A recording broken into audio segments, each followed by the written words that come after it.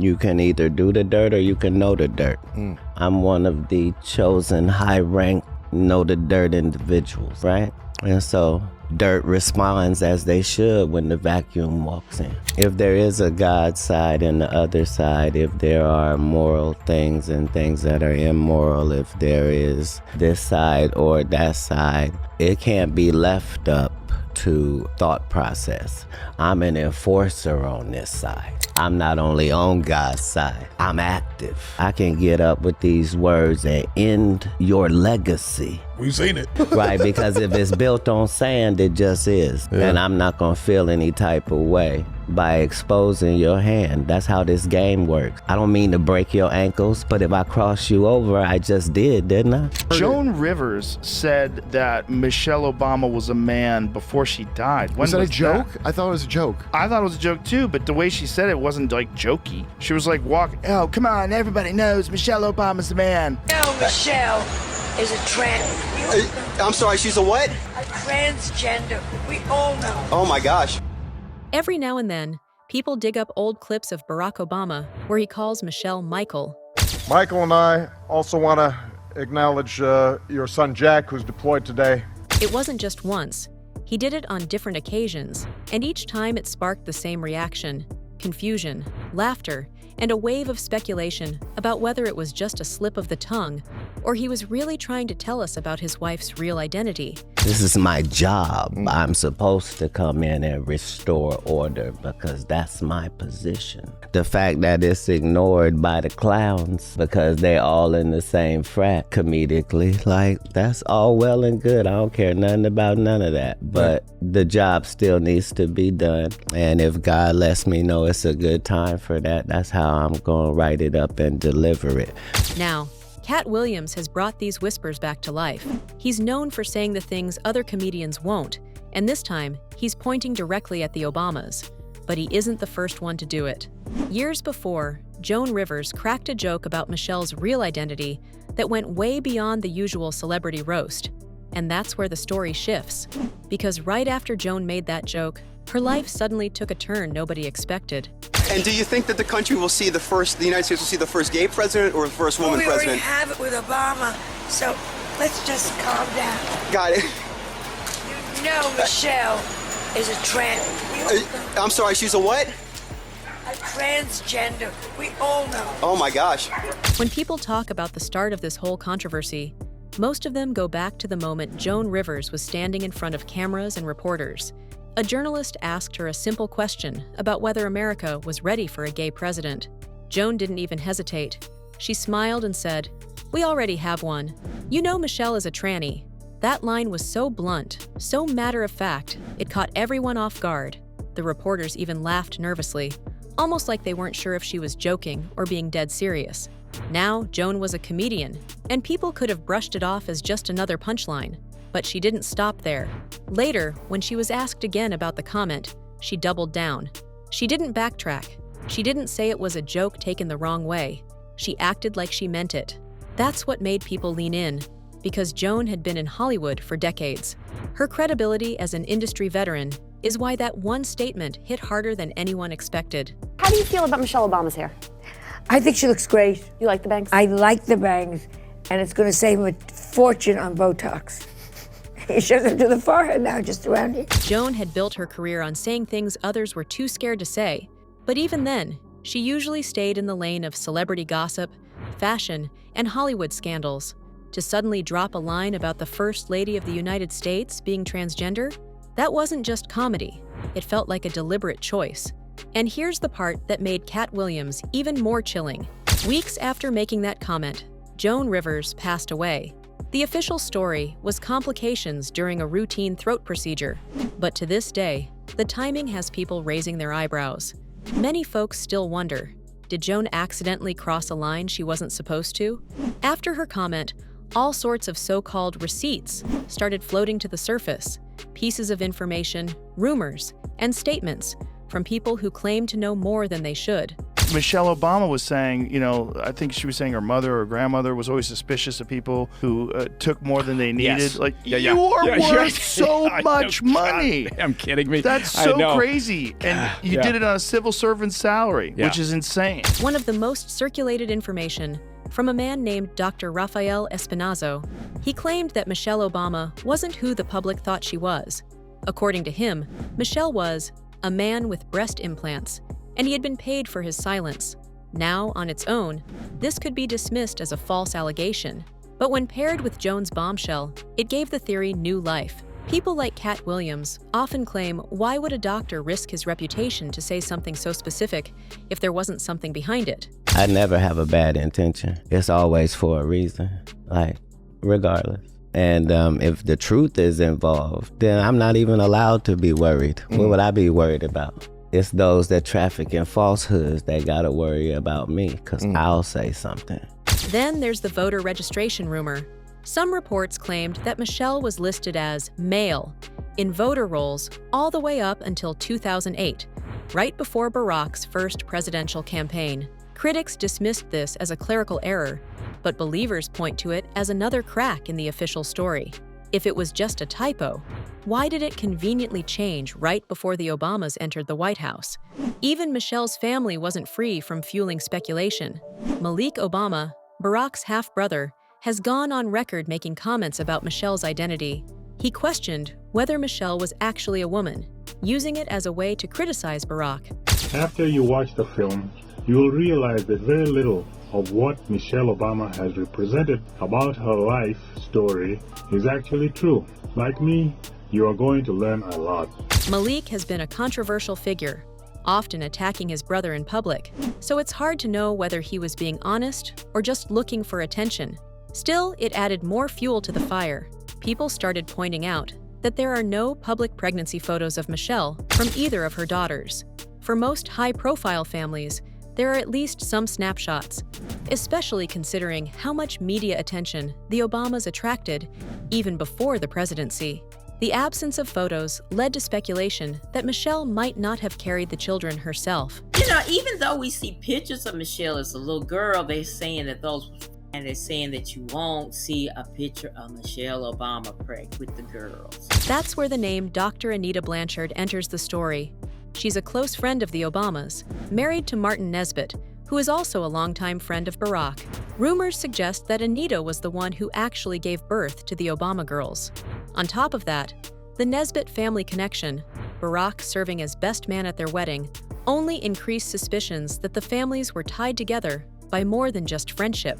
For believers of this theory, and especially to Katt Williams, this looked like a fake arrangement rather than a typical family setup. And so when I'm talking about these Illuminati conversations, that's just to get those things out there in real conversation. I didn't invent these things, and I'm not the reason they exist. But my job as a public official is to find out what the truth is about things and reveal that to us that care about that sort of thing.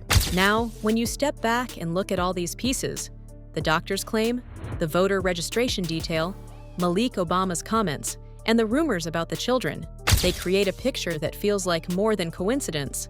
And that's why Joan Rivers' joke didn't fade into the background like so many other celebrity comments do. Instead, it opened a door that people haven't been able to close since.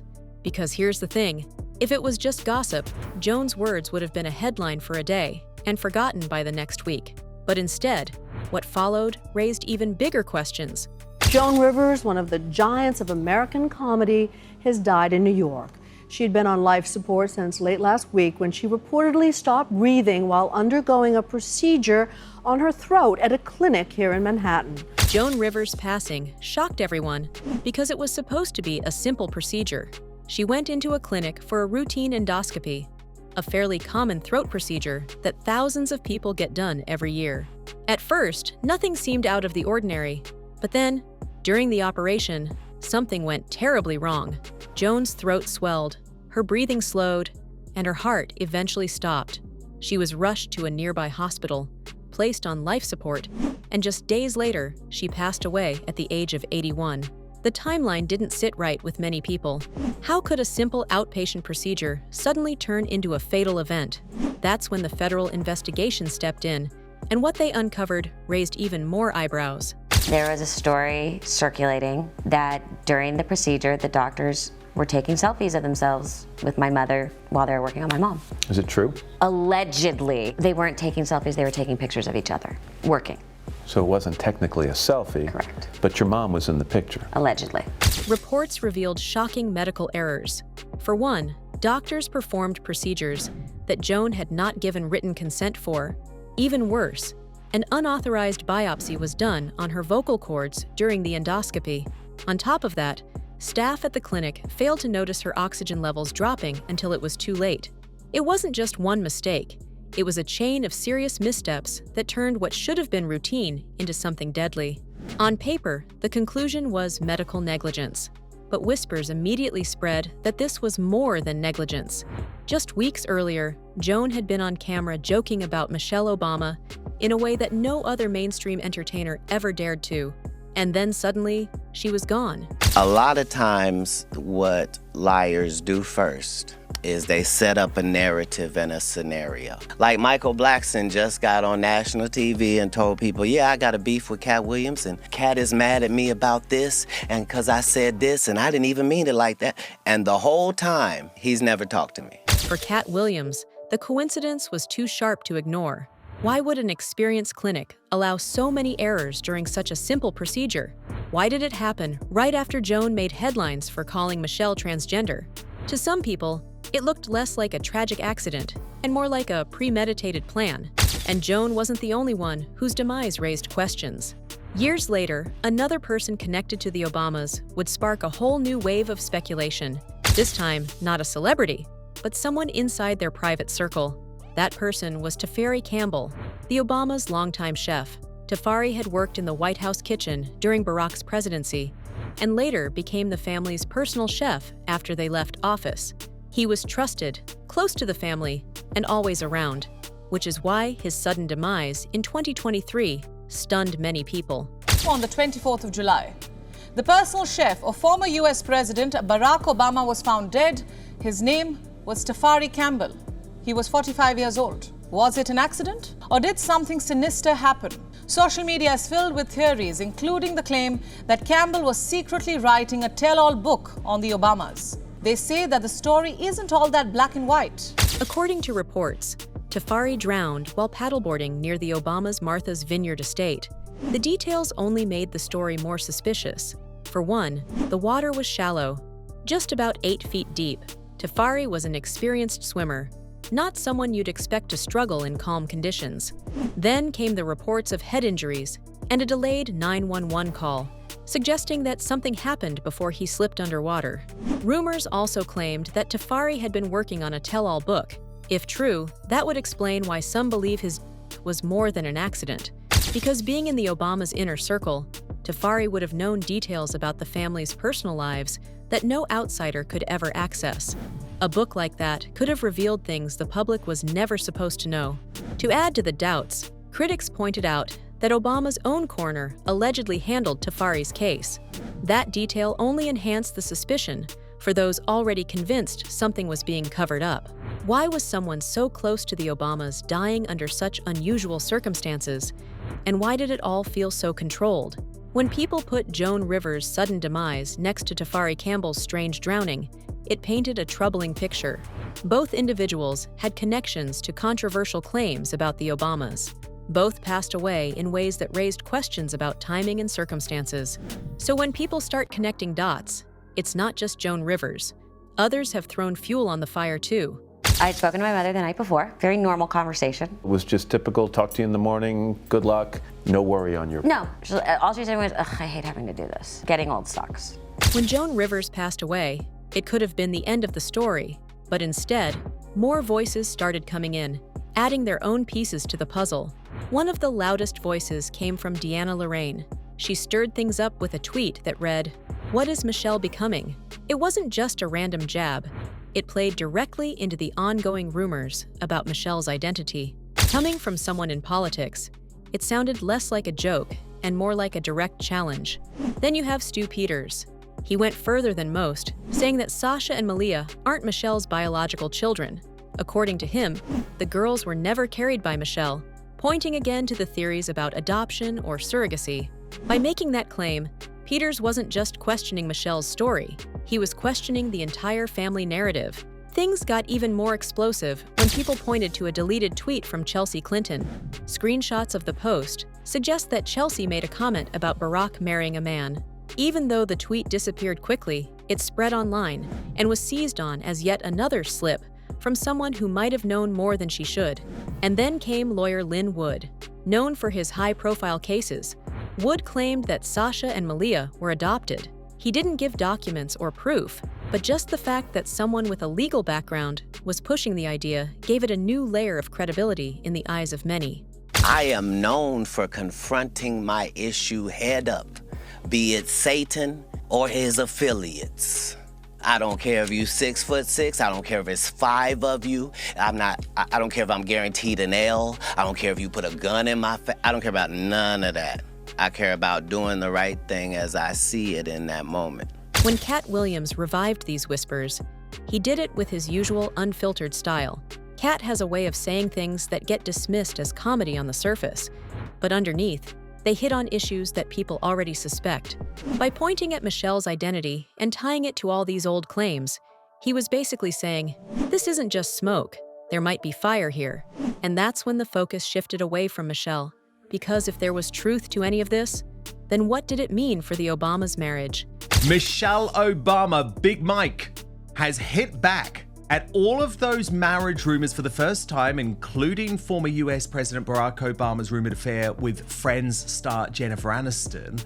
But the mortifying thing is that she's done it in a podcast interview face-to-face with her husband, Barack, where she admits, much to his awkwardness, that there were troubles in their marriage. And she tells him about all of the rumors without naming her old mate, her old friend, I should say, Jennifer Aniston. Yet Obama pretends he just hasn't heard about any of these things. The story of Barack and Michelle has always been sold as the perfect love story, but behind that, there have been rumors for years. One of the biggest scandals was the Vera Baker story.